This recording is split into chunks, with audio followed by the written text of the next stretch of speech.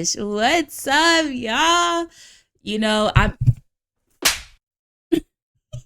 just hate when like random junk is like in the background of my junk. But hey guys, oh my god, I'm so excited. And I know like this is a huge deal. This is a big deal in Sunflower Gang history. Like, we're about to really get into it, y'all. Are you excited? Because I am. You see the title. I know why you here. We premiered it and everything. Like, we bigged it up. We talked about it. This is the time. This is the time. I'm feeling nervous, but excited. And I'm ready to really give you guys something so cool. And the reason why I'm holding my mic is because I'm really going to capture the moment. You know, I got a teleprompter in the back because I wrote out my thoughts in a skit. But I may veer off because you know how I do. But I'm excited. Hey y'all, it is your favorite babyface thought Monty coming back at you with another video. What's good? What's up, our gang? Like, what's up? I'm so excited. Like, I'm nervous and excited, but we're here. I know that we are known for just talking and yapping, analyzing and theorizing with you know, the reactions of the analyzing and reacting to theories. Oh God. But today I have created my own. But disclaimer, this is a theory, this is an analyzation, this isn't, I'm not no researcher for real. I'm not like some philosopher, psychologist, whatever. So this is a theory, which means we're just taking a show and just being like, I don't know, like, look, we're theorizing, analyzing from the perspective that I saw or what I saw while watching this show. So if there's anything that I get wrong as far as facts, just let me know in the comment section. Politely correct me, politely educate me. This is a conversation, okay?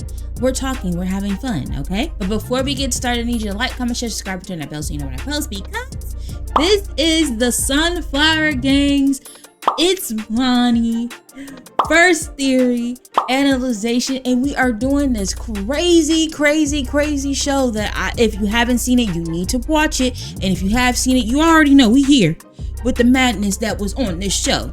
Childish Gambino, you're freaking wild for this. I have to give credit as well to Janine Nabers. I think that's her last name. I have to give credit to that woman too, because he couldn't make this show without her. So I'm gonna give credit where credit's due. God, I hate when random stuff is. Okay, all right, you guys, without further ado, let's go ahead and get on to my own theory and analyzation. Get your snacks, get your juices, get your water. Let's get into it, guys. So here's the idea, the theory, the analyzation that I came up with. The series Swarm is about the perspective of an autistic Black woman who suffers from mental illness and years of unresolved trauma, trying to navigate the complex emotions of grief. Yes, of course, the main concept of the show is about how far a parasocial fan will go for their favorite idol. That's a given, but I don't think that's the important or the final conclusion we should come to when watching this show. There are so many layers that go beyond the show being about a crazy weirdo serial killer who's obsessed with their favorite artist or singer. Dre's character is a lot more complex than just being a crazed fan. When I first watched Swarm, I too was taken back by the madness that was happening on my screen. At first, I also thought this was based on some real life junk, bro. And I was ready to go find that story and research it all and get all the tea. But clearly this was loosely based on the Beehive. It's fictional, thank goodness, I hope so. But they're also kind of loosely based on real life occurrences that had happened. So I'm not saying I ain't knocking weird fans, but stuff can happen. But when I finished this show, I sat and pondered and really thought, and I was like, this show is about grief. The idea that the show was about an extremely parasocial relationship became secondary to me, and the show was more about the intense process of going through the stages of grief. Swarm could have easily settled on the concept of showcasing how determined fandoms can be, but they added so many layers and unrelated factors to being a fan that just minimized the idea of the show being about a super crazy fan. There was clearly more to the show than just being a fan, so grief sparked my idea to create this analyzation or theory. While doing my intensive research, I searched up creators and other YouTubers' thoughts on Swarm, and to my notice, the videos were kind of scarce. Also, there wasn't too many theories about the show. Everyone was kind of talking about the same theories, the obvious ones, but none of them itched my brain the way that I needed to, except one person's channel that I came across. At this point, this was the most recent video about Swarm. It was about 3 months old. Depending upon when this video comes out, it's probably older, but at this point of the research, it was 3 months old. Luis Javier's channel consists of video essays about different forms of media, and his take on Swarm was the most original I have seen thus far. Luis's take was Dre was autistic, and my ears perked up like a dog, and I was ready to really get into that video. Like I was like, yo, what's T? Like, what you mean Dre autistic? Like, cause I can see that. Like I can really see that. Luis points out that Dre is more than just a quirky, misunderstood character. She's an autistic Black woman who lives in a society where she doesn't feel supported, seen, or understood, which could be one of the key points that drove her to rage, causing her to lose her mind when she lost Marissa, who was the main one, if not the only one, that understood Dre as a person. So I really need y'all to go check out Luis's video on Swarm. I love his take. I appreciate it. Thank you, Luis. Thank you very much for helping me with mine, because I'm gonna take it a little step further. But after watching Luis's video and take, my own theory and analyzation began to expand. We are watching an autistic Black woman dealing with grief and also unresolved trauma.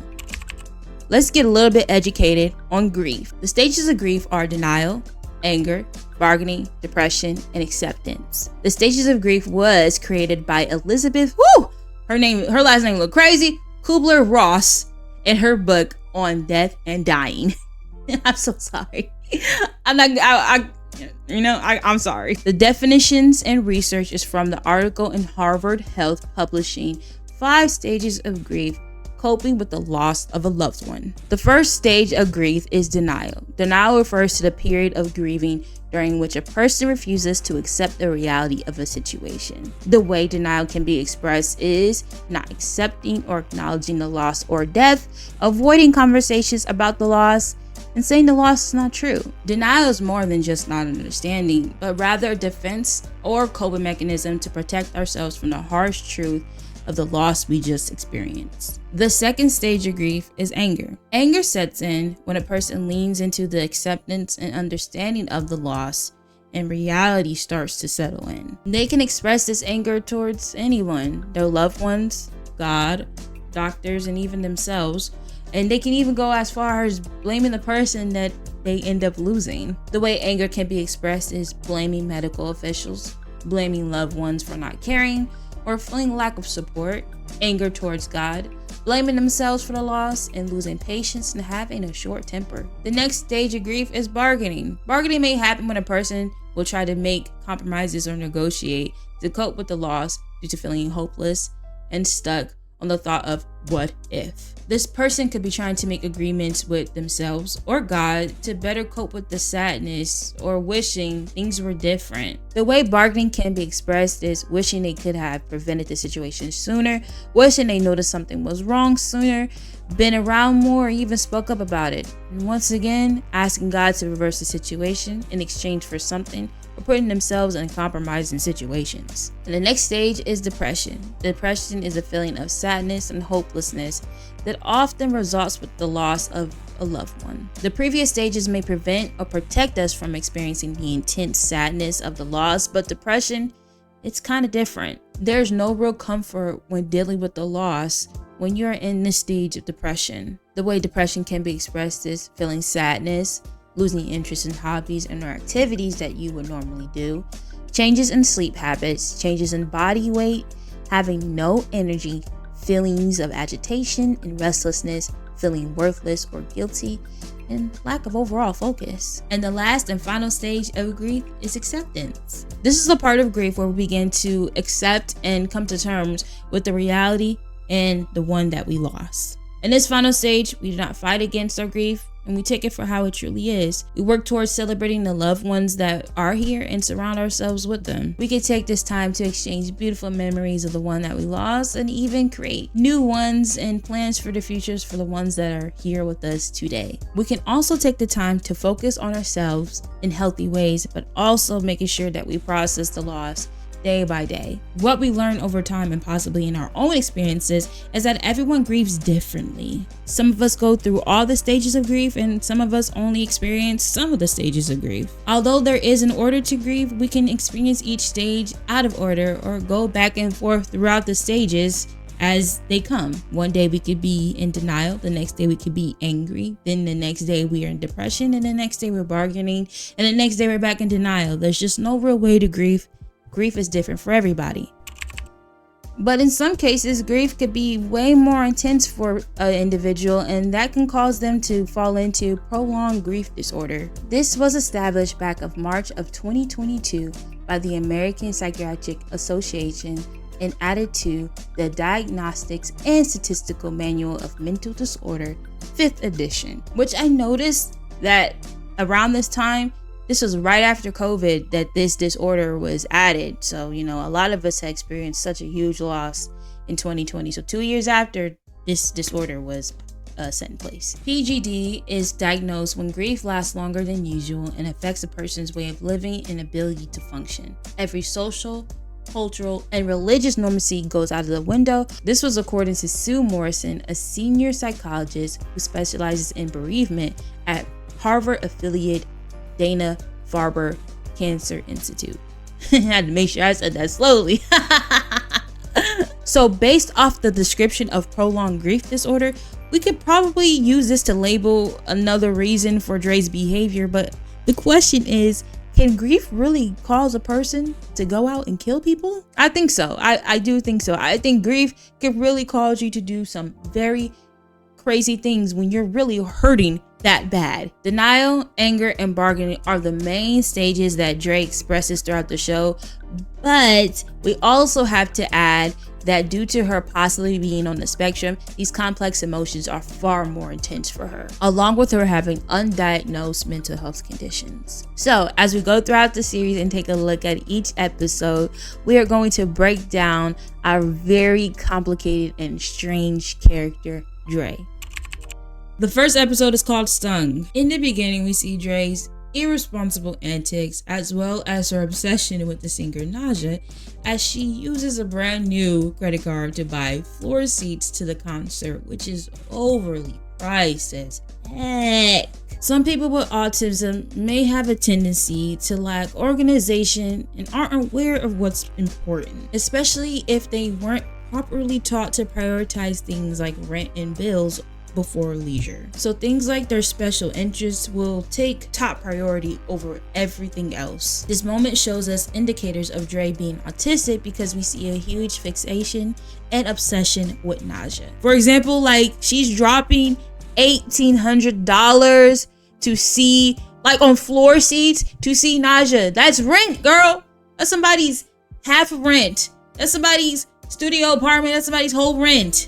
Okay, that's freaking insane. And due to Naja being her special interest, we also see that she runs a Stan account where she reports all things Naja. And y'all already know how them Stan accounts be. They're freaking wild and weird. Like, come on. Some of them are supportive and some of them are just weird. I get it. Like, there's some artists and people that I love, but to that extent, to have Stan accounts and to be as crazy as this girl was, it's just not worth it. But don't even worry. Don't even worry about it, because as the list goes on, we are going to really see the journey of how deep this fixation and obsession with Naja is for Dre. So people with autism have a tendency to be very, very observant, and this is another indicator of Dre being autistic because she is very, very observant. And this example that I'm going to show you is kind of strange. The scene where she's watching Marissa and Khalid bump the uglies is just so odd to me, but some people with autism will do that. But like, hold on, we can't put it all on her, because like, you shouldn't be watching people do something like that. But why are y'all bumping the old uglies with the door open? Like, who does that? Like, we don't need I don't even want to talk about it no more, but I had to. Let's continue. People with autism are observant, but most people wouldn't just stand there and watch unless you're into that. But if you are, please seek help. Please seek help. But sometimes sex is a taboo subject, and she simply could be trying to understand what is happening if she wasn't initially properly educated on sex. It's kind of like when you have a child and they keep staring at a person with like a disability or a deformity, and you're like, dear God, why are you staring? Like, you as an adult know that you shouldn't stare at a person like that, but as a child you have no idea, because that is the first time you ever seen somebody look like that, or have, like, you know, people that have missing limbs and stuff. You know, that's the first time you've probably ever seen that as a kid. So as an adult, you have to like properly tell your child, hey, this is what's going on, but also it's very impolite to stare. I'm not saying people with autism are like children, but what I am saying is sometimes you do have to take that extra mile with people on the spectrum and give them the proper education or the proper etiquette in social settings and what they can and cannot do. If they don't know, they don't know, so you just have to tell them. So in the case of Dre, this is probably what she's doing here, and obviously nobody taught her that it's inappropriate to stare at people, especially in an intimate moment like sex. But because Dre is such a complicated character, it's really unclear on why she stood there being an onlooker, but it makes a little more sense later on, especially after the look Khalid gave her when he saw her staring. Like, you know, we're gonna get into it. There's a lot to unpack in these episodes, so at some point we're gonna be circling back to this point and that point. That's just how an analyzation of a show with theory goes. We finally see the dynamic between Dre and Marissa. Marissa is her special person. Marissa not only loves Dre, but understands Dre and accepts her for who she is. Marissa is Dre's rock, per se, and a very special person. Dre has a deep love and connection to Marissa as both a sister and a best friend, and possibly a lover. Throughout the show, we see that Marissa tries her best to keep Dre in line. And the first example of this is asking Dre for her money and where her money went. They work at the same job, so of course Marissa knows that Dre also got paid, but sometimes Dre is irresponsible, and unfortunately in the scene with the lady at the corner store, Dre got played out of her money, and Marissa has to tell her, hey, you got played out of your money. But Marissa clearly understands that Dre lacks prioritization and social cues, so she tries her best to help her navigate that as being someone that really loves Dre. Since the show doesn't outright say Dre is on the spectrum, you can clearly see that Marissa sees that Dre is different and is always very patient with her. One of the hugest reasons, if not the number one reason, Dre loves Marissa is because they love Nyjah. They are both Nyjah fans. They are both just big old, you know, craze fans for Nyjah. But clearly Dre is a bigger fan than Marissa, to the point where she expresses to Dre that she needs to let that Stan account go. She tells Dre that that was in the past and that was something they used to indulge in as teenagers. And she also tells Dre that those people that she follow on that account aren't even her friends. But Dre thinks otherwise, and most people with Stan accounts do. But due to this being Dre's special interest, it's hard to let go of everything that is attached to Nyjah, because she feels extremely connected to her as if she knows her personally, which a lot of people feel when they have their favorite idols and celebrities and stuff, but they don't know you, okay? Look at me, they don't know you. But at the end of the day, Dre and Marissa are just like any normal fan. You know, you're gonna go crazy over them. That's just who you are.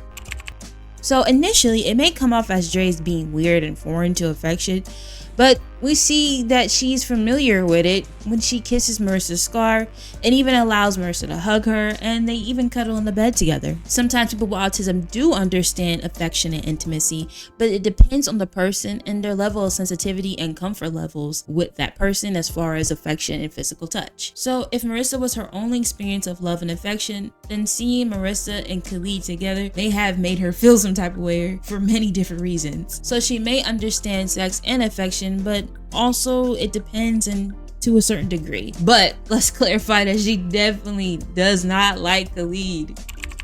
So now we see another example of Dre being unorganized and forgetful when she wakes up late for work and Marissa has to pick up the pieces and make Dre look presentable when she shows up disheveled and disoriented and looking crazy. At this point in the show, we get to see what it's like to be Dre and what it's like to be in social settings. Since Dre seemed, quote, odd, we see an example of that while being in the food court with her other coworkers. They're discussing a party. Erica, the boss, expresses that due to Dre having a staring problem, it would make her nervous if Dre attended the party. But Dre rebuttals she would be a lot more inconspicuous with her staring, so Erica wouldn't see her staring and make her uncomfortable. But I just thought it was kind of funny example of Dre just being extremely observant and missing the social cues and not understanding what's really going on. So we're moving on to when Dre is left alone to cover the rest of the shift for Marissa.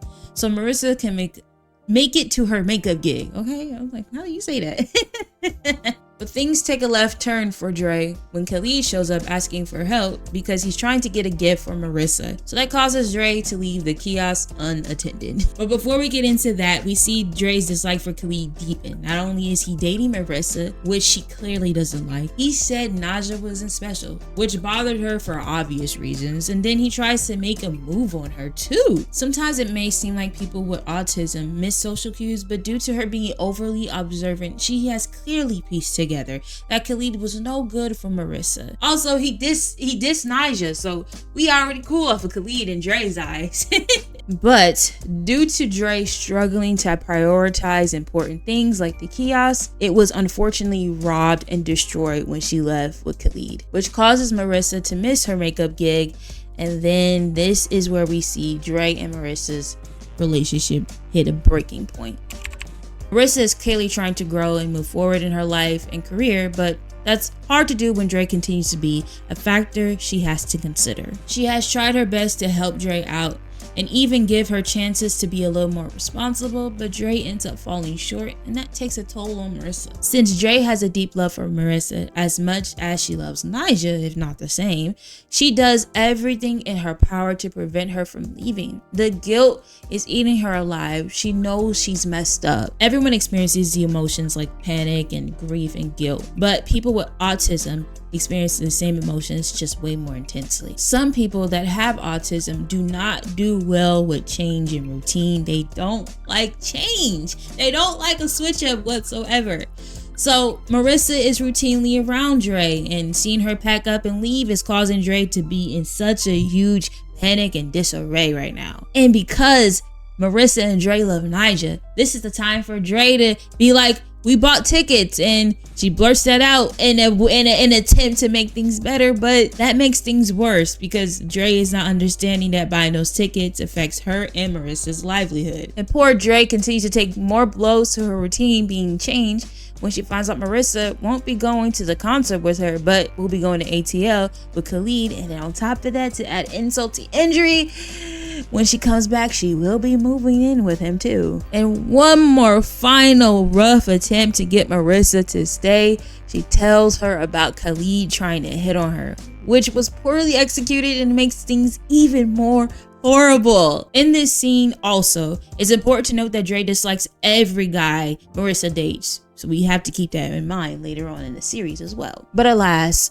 Marissa drives off and Dre chases her in dramatic fashion, and she's left by herself. But hold on. There's a little bit of hope because Queen Naja dropped Festival.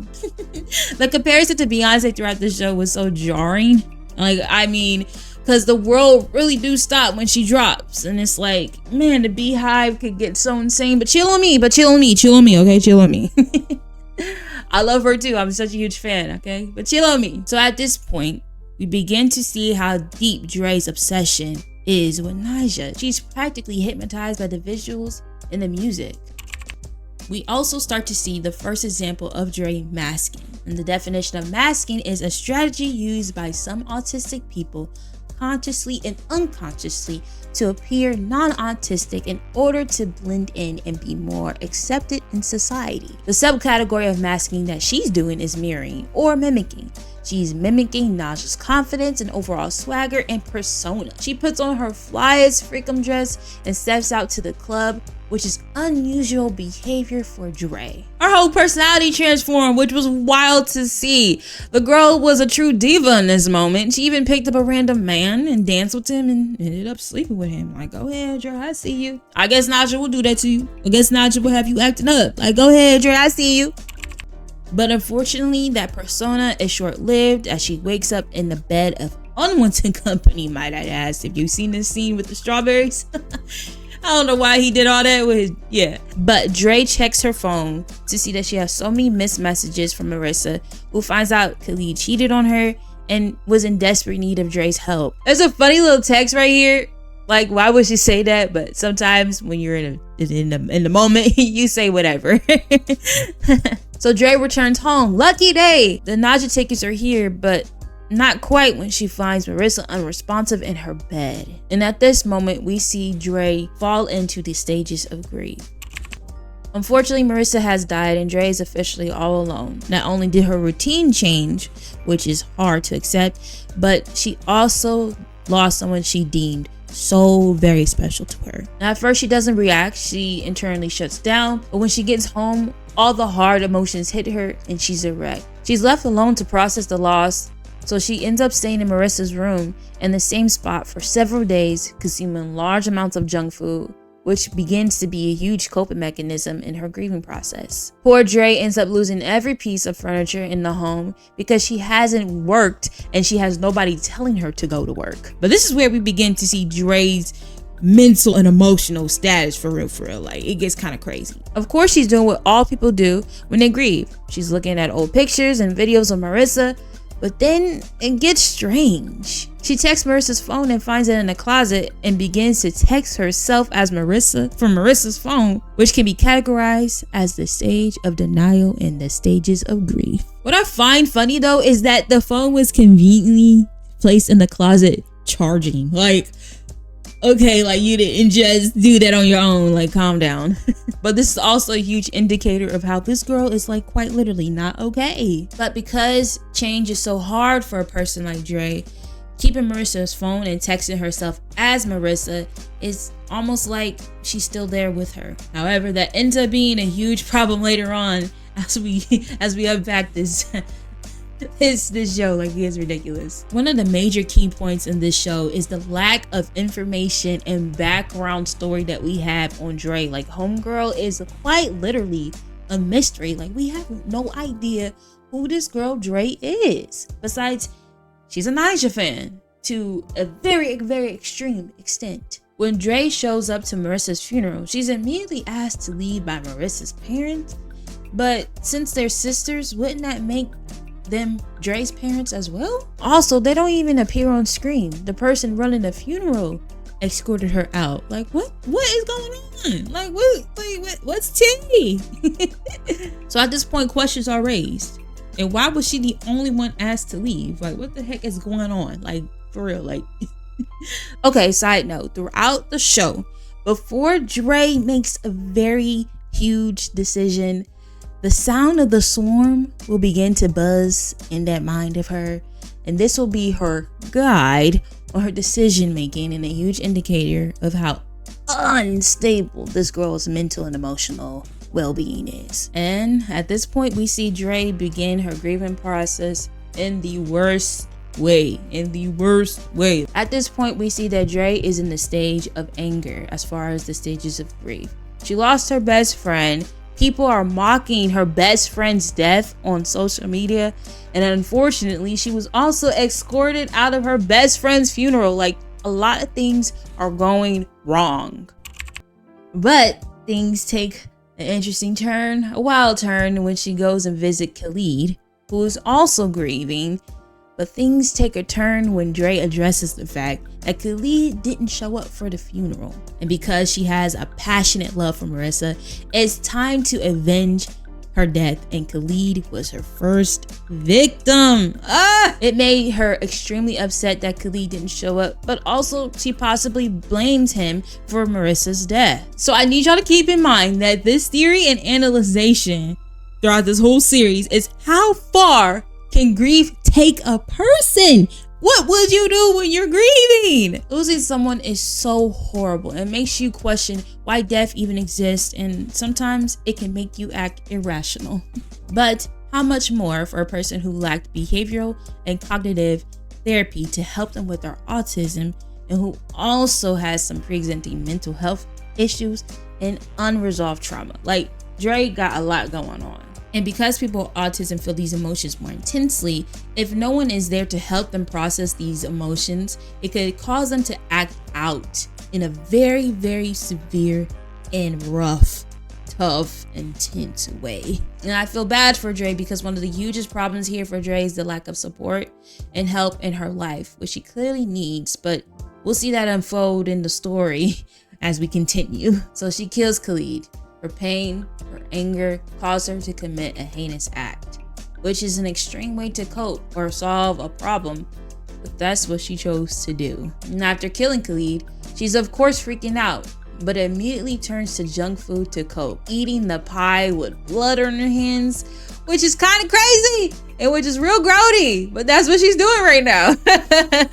But as the show goes on, we see that her eating food after committing a crime would be a reoccurring coping mechanism that she uses. And with this, we start to see a crazy ride of a person navigating the hardships of grief in the most outrageous, crazy way. But we are finished with episode 1, so you have to come back for episode 2 and really go along with this journey with me and let me know how I'm doing, because this stuff is about to get real crazy. Like, come on. Woo! Now I can stop looking at that teleprompter. I'm so sorry. Like, I'm trying my best. I'm trying my darndest to really do my best with the teleprompter, because I'm really trying to stay on task. But I'm gonna get better. Don't even trip. Don't even trip. I'm gonna get better. Don't even trip. Thank you guys so much for watching. I mean, you know, we're really trying. I'm really trying. You know, just bear with you, girl. Just bear with me. I'm really you know, trying to get used to reading and going off the teleprompter, but I really am enjoying doing something like this. I have so much research. This took months and months and months of doing, and I can't wait to really just give you guys all of it. So please like, comment, share, subscribe, and turn that bell so you know when I post, because you gotta know what happens next in episode 2. You gotta go through all the episodes. There's gonna be 8 videos in this series, so I really need you guys to be on here, you know, letting me know what's going on. Let me know how you feel, because man, I thoroughly enjoyed this show. Like, I love weird stuff like this. I love theories. I love the analyzation of shows. I love to find a deeper meanings in video games, shows, and movies. There's always a deeper meaning. If I can find it, whether I analyze it myself or watch videos about the analyzation, I'm gonna do it. So I decided to do Swarm because I feel like my take on it was very different. Like, I feel like it was more than just a parasocial fan. I feel like this was about an autistic person with so many different issues and you know, going through the stages of grief. That's my take, and I hope you guys are really enjoying it so far. But once again, thank you guys so much for watching, and y'all are willing. I will see you guys all in the next video. The next video will not be episode 2. It'll probably be something different, but right now I just need you guys to really just get with this one and show it some love. But thank you guys so much for watching, and I will see you all in the next video. Bye, shalom, peace. I love you. Bye, bye, bye.